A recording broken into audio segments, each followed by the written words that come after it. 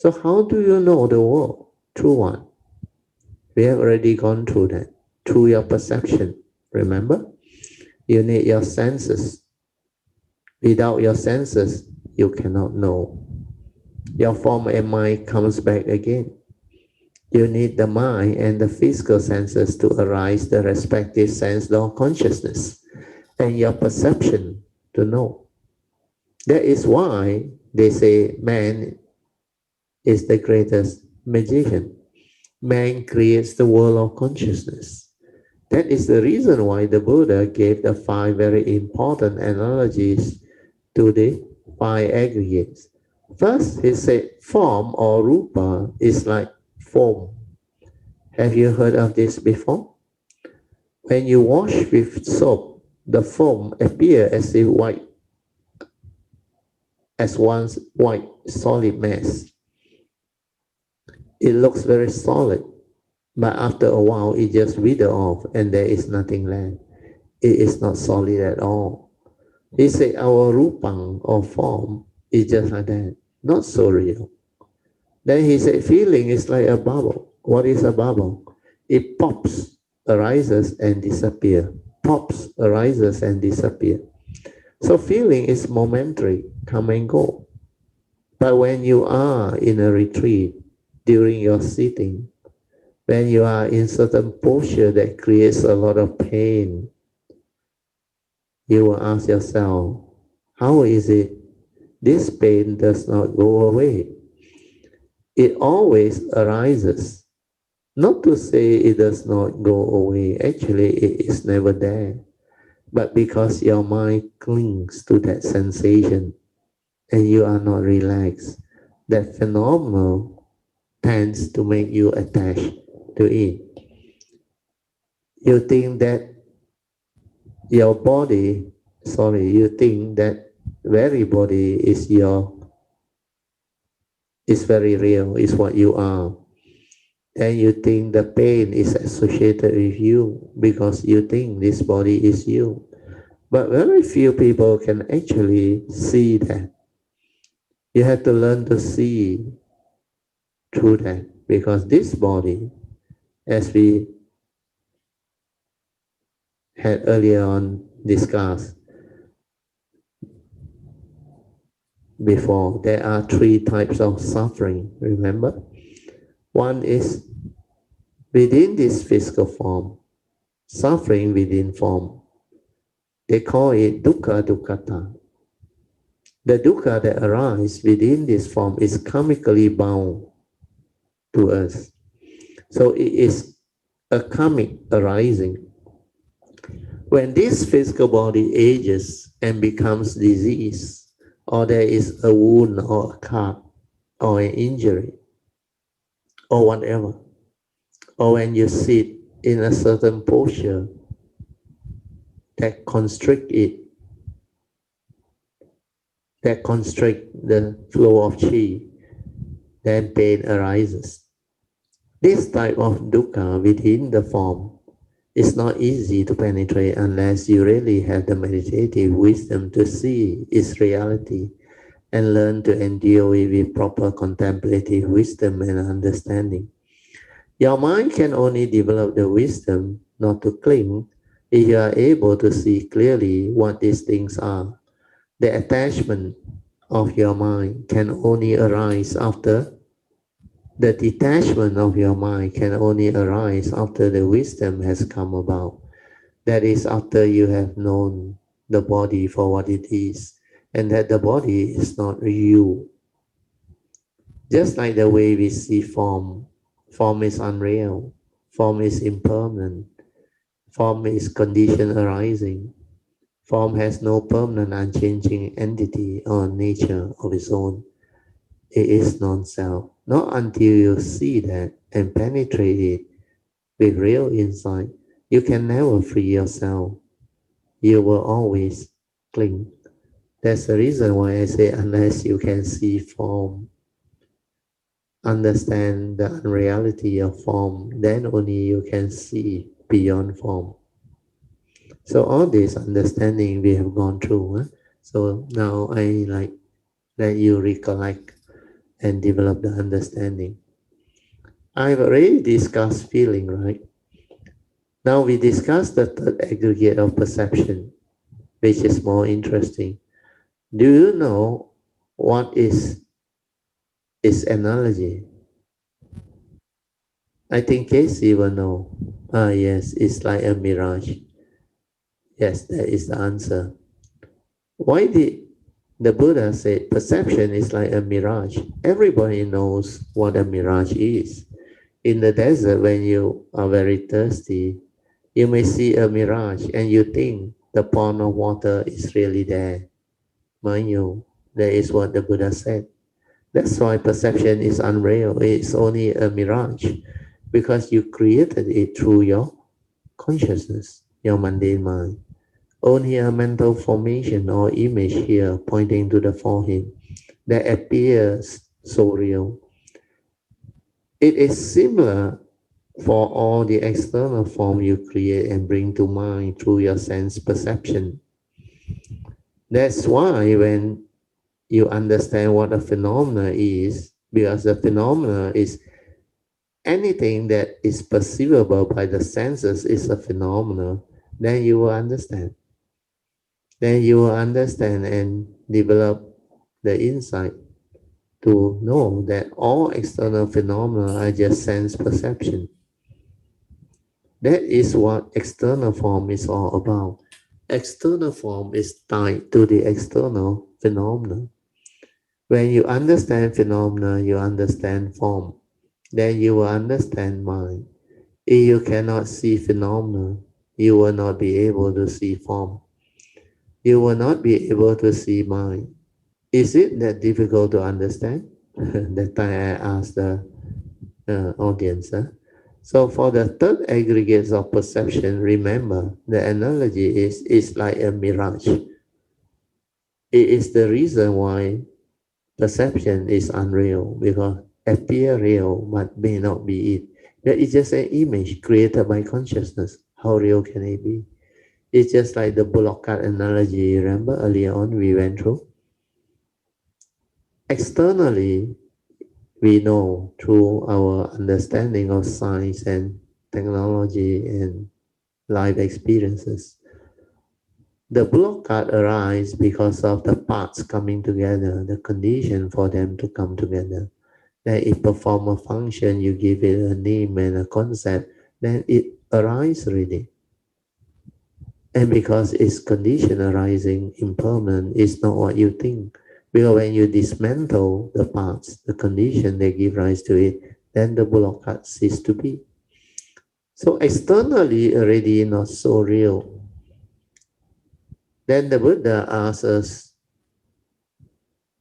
to reflect and contemplate. How do we know that it's a bullock cart? We know it because we perceive it through the seeing consciousness. And what is perception? Perception is just sanya, the Pali word.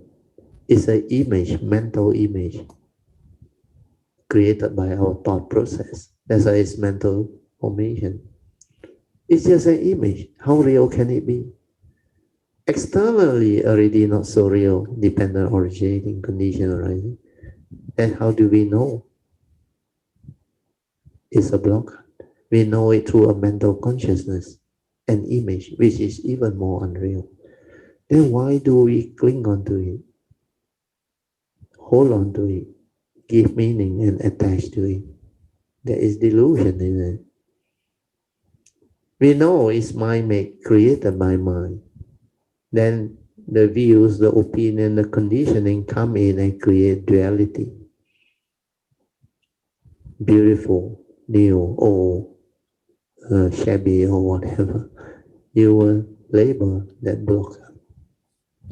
So all this arises through consciousness, through the content of consciousness that we input through our views, opinion, and mental conditioning, belief system, etc. So all this is what the aggregates of minds are. So when we understand this, we can unlock the secret of life. We can come to understand the true nature of things. the unreality of form. Hmm. Then the fourth aggregate is even more interesting. This will lead you to understand anatta or see clearly what anatta is. Anyone want to try and give the answer? Prelim. So the answer is it is sankhara. Yes, the Buddha said that it is sankhara. But the analogy is the Buddha said sankhara is like a banana stem. Has anyone peeled a banana stem before? You cut out the trunk and you peel it layer by layer. What do you get at the end? There is nothing in it. At the end, at the core of it, because when you peel layer after layer, at the center, there is no core. It is empty. In this way, you can better understand the empty nature of sankhara, thinking, mental activity, content of consciousness. It's only your thought or activity of mind and your sankhara arising due to condition and your views, opinion, conditioning, and your belief system. When there is mind contact with sense data and sense organ, the respective sense door consciousness will arise. Then this consciousness, they come and they go. Consciousness keep on arising, thought keep on arising, perception keep on arising, and your mental activity, etc., keep on arising. And they are all not real, not what you think. How do they arise? They arise through your mind. When you perceive them to be your problem, you created them through your wrong thought, born of delusion. That's why the Noble Eightfold Path is very clear. Right view leading to right thought is very important. You need to have the right effort to develop the right thought because thoughts condition feeling.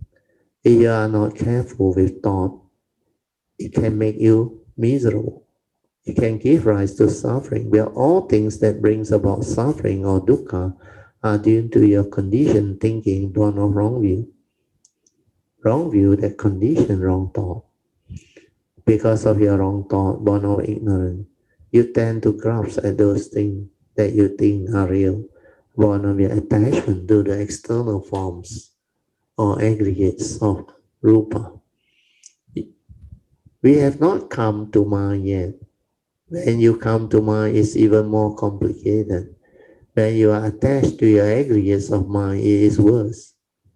This is only external form, but because form can give rise to so much meaning to delude and deceive you, to lure and trap you, you have to be very, very careful, very mindful and heedful.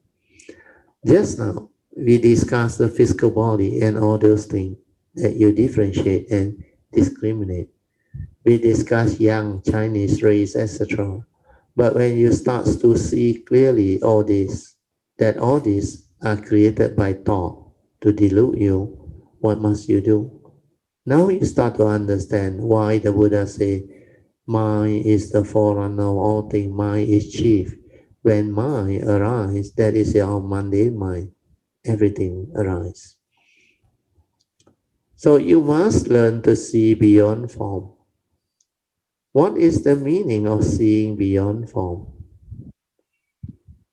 Do not only look at the physical or outward appearances or external form, because without wisdom, the external form will divide and create a lot of delusion and attachment. You will attach to your religion, your appearances, your age, your gender, etc., as described earlier on. That is why they say some people's views are very strong, their opinions are very strong, because they attach to external form. They are attached to label, words, concept, especially religious label. And that is why they fight, kill, and do all sorts of things in the name of religion. They argue and they go to war. Similarly, in the name of nationality, country, in the name of their race, and so on. If you are not able to see clearly what this form is all about, how it deludes you and create all the confusion and attachment in you, then you will not be able to see beyond form. But once you have the ability to see the unreality of form, yeah, it's just an image, it's all dependent originating, then you say, hey, why should I look at Casey based on his external appearances, which is the form? Casey is not just the external form, the physical body. If I see beyond that form, what do I see? The normal division created by thought is no more, isn't it? There is no more labeling based on that form that he is a male or a female. He is young or old. He is Chinese, etc. or Buddhist. All this division created by form disappear, right? I do not have so much problem anymore. Is that not so? So if you can see beyond form, beyond the physical appearances, then as human being, we are not much different. We are the color, the race, the religion, the gender, the age, and all those things doesn't come in and interfere. Then what do I see? I see the mind inside. Is there still any difference between your mind and Casey's mind or other people's mind? When you look into their mind, by looking beyond this form, what do you see? You see the mind is without gender, without age, without appearances. So this mind has more uh, common uh, commonality, yes, has more commonalities. Means we are just human beings. You have a mind, I have a mind. That's it, finish. But when you really aware and mindful, you can see there are still differences because each and every one of us, we can still have our own views and opinion of things. And this understanding is very important. That is why he is still different. That is why between two persons, even if you do not look at the physical difference, at the mental level, he will still argue with you, fight with you, because of his views, opinions, and conditionings, which are so strong. Especially the religious belief system. There is attachment to views and opinions, etc. This is the mental part, which is more complicated because it is invisible, less tangible, and it is so deceiving. It can really trap living beings. That is the reason why we must keep an open mind. Whatever you do not understand, try to develop the understanding first. Do not cling to your views and opinion and start arguing. To give rise to misunderstanding through argument and having difference of opinion. No point doing all this because everything is just the way it is. The reality is just that. So means to see things as they are, to see truth. The reality is suchness. Nature is just the way it is. When you see beyond the physical form, you can look at the mind. There are still these differences, means views, opinion, and conditioning. Because we are conditioned by our teachers, our parents, the media, the education, the books we read, our education system, the school, and all that influences us. They condition us, and we can only accept or agree to whatever that is acceptable to us. Then you manifest, live, and act in accordance with those views, opinion, and conditioning. But you do not want to develop the understanding of the truth. You think that is what you are.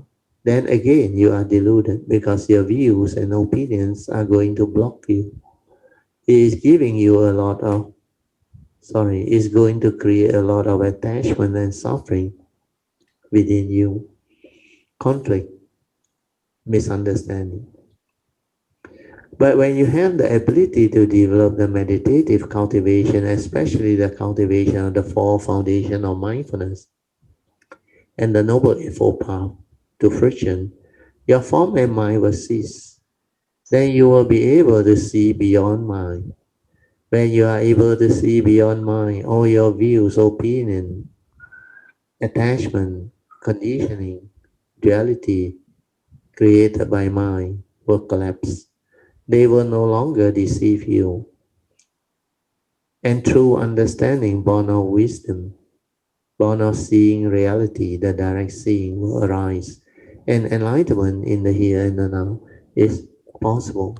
So this is how you learn to see beyond form, then beyond mind. Then when you see beyond form, beyond mind, each and every one of us is the same. We have a true nature.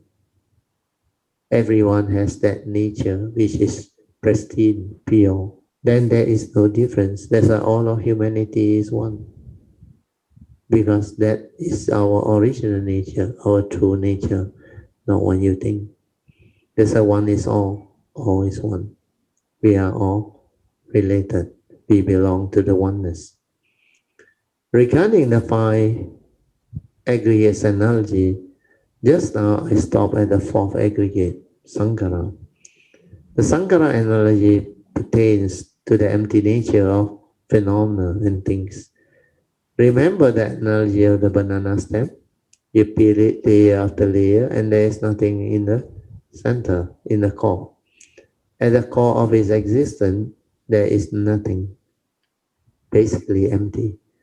So what the Buddha tried to tell us is that whatever your mind or your sankhara creates through its sense or perception of all the external form are not real. They are all empty. That is the reason why it is empty, not what you think. All of phenomena are unreal, dependent originating, condition arising, they come and they go, depending on conditions. They arise because of condition, they sustain their existence because of supporting condition, and they cease to be when conditions cease to be. When you understand this very clearly and profoundly, you will be able to understand the empty nature of existence. Finally, it's only your thought, not what you think. So not so real. There is just consciousness, the phenomenal world of consciousness. Everything arises and passes away because of condition. 一切有为法.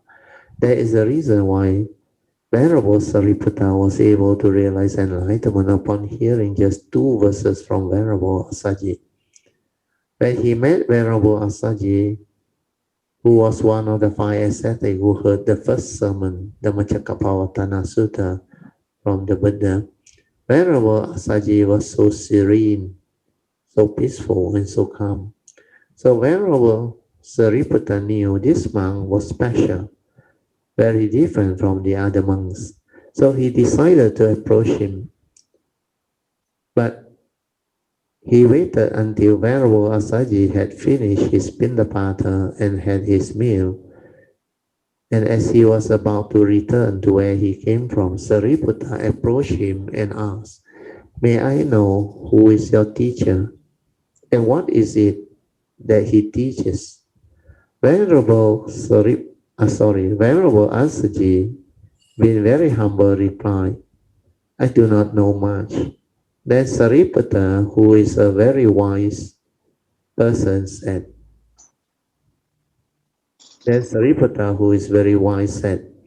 Do not worry, I do not need much from you. I only need to know what your teacher told you. Just repeat what little you know. That is enough for me. This was because Sariputta was the foremost in wisdom and he had very strong parami behind him. When he listened to any truth, not necessary from the Buddha, he could also become enlightened. So when Asaji said, "This is what my teacher taught," he said, "Whatever that arises in this world, there are causes and conditions behind." Then he said the second verse, "These causes and conditions my master has explained." Do you know what happened after that? After hearing these two stanzas or verses, Venerable Sariputta became a Sotapan. He realized the first stage of sainthood. Venerable Sariputta, upon hearing that truth, became enlightened because his wisdom was very high. Now, hope you understand. This is what I have been trying to explain to you all. Please pay attention and contemplate this. The second turning of the first noble truth clearly states that this noble truth or dukkha is to be understood. You have to understand it. And to understand this, the Buddha summarized all of suffering as clinging or grasping to the five aggregates of form and mind, the upadana khandas. There is a reason why the form and mind is so important. I try to develop for you the understanding of this form and mind by explaining what is a phenomenon. If you cannot understand what a phenomenon is, you will not be able to understand mind. If you cannot understand mind, you cannot understand form and mind. If you cannot understand form and mind, you cannot penetrate the truth. It is very difficult for you to understand the second turning. Even the first aggregate of form, I tried very hard to make it simple for you to understand, but it's not easy. Luckily, it's recorded. You can listen to it slowly, but ignore the first part because all this while I am not used to holding a microphone. Oh, sorry.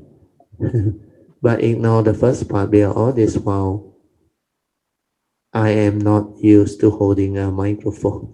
So when I started holding the microphone, I did not know what happened. I cannot hold on to things. So it become unnatural. So when I hold on to something, the Dhamma cannot come out or flow from the heart as naturally as it used to be. Luckily, you all fix the problem. Then after that, after you fix the mind problem, the flow is more natural because many things that come out from me are not what I say. I cannot speak from memory anymore. Whatever that comes out, the I in inverted commas speaks from its nature. But if the conditions are not there, it cannot come out. I also do not know why. Do not ask me why. So this form of mind is very important. We have already discussed the fourth aggregate sankhara. The last one, the fifth aggregate is vijnana or consciousness. This is very important. The fifth aggregate of form and mind is also termed the fourth aggregate of mind. Do you know the analogy the Buddha gave? You will get a shock of your life when you hear it. He said the last aggregates of mind, vijnana or consciousness, is like a magician. This vijnana is just like a magician. There is a reason why. Just now I told you, you are the greatest magician on earth because you can create almost everything that you see and perceive in this universe. When you open your eye, everything within your seeing consciousness is already created. The world has come into being immediately.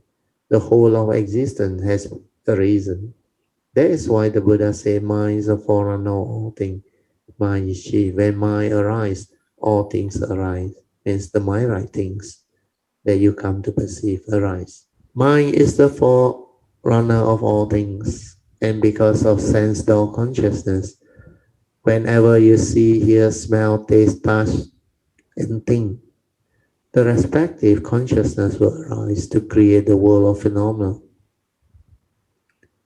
the whole phenomenal world of consciousness.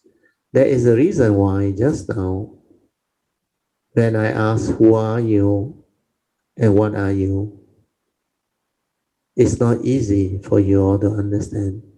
The key to understanding this is to ask yourself, how do you know the world?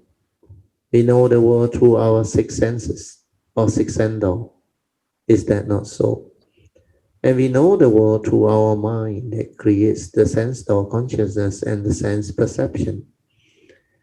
And how do you interact with the world? Again, it is through our five aggregates of form and mind and our mental sense door consciousness, through our thinking, through our thought process, through our views, our opinion, etc. This is what living beings are all about, or human beings are all about. So we have to ask ourselves, who are we? What are we? Do these bodies really belong to us? Is this body really you? You have to ask yourself that. Try to understand that. Contemplate that to develop the understanding.